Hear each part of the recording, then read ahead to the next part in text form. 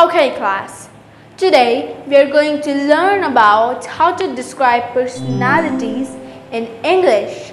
So your first question would be, what do you call a person who does not have any emotions?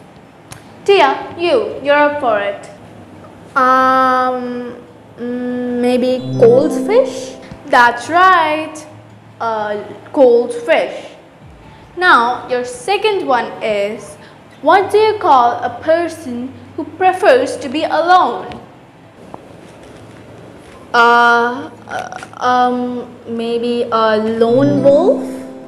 Good job. It's a lone wolf. Now your third one would be, what do you call a person who talks a lot? This one's a very easy one.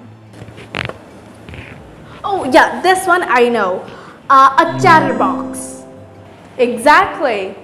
It's you, a chatterbox. Improve that, okay? Or you're not getting good grades with discipline this year. Now, your fourth one would be, what do you call a person that can do many different things?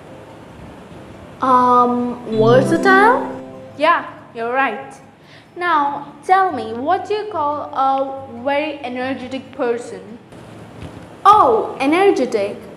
I feel like it should be exuberant. Okay, good. Now, what do you call a person who is incapable of making mistakes, means who is always right? Oh yeah, this one is infallible. Absolutely correct. And you all know it's me. I'm never wrong.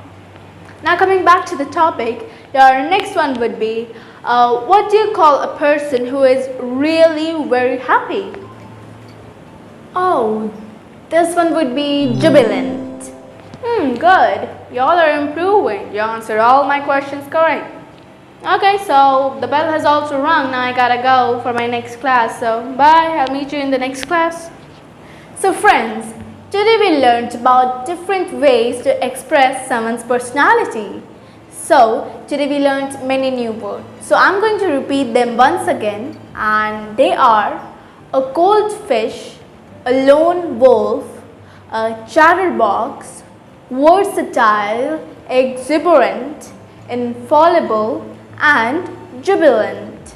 So I hope you enjoyed this videos and got some new words that you can use in your future conversations and impress the other person. So if you liked this video, don't forget to leave a like and subscribe to my channel, and also leave your comments. I love to read them and they motivate me a lot to make these types of videos. So bye bye. I'll meet you soon in the next video.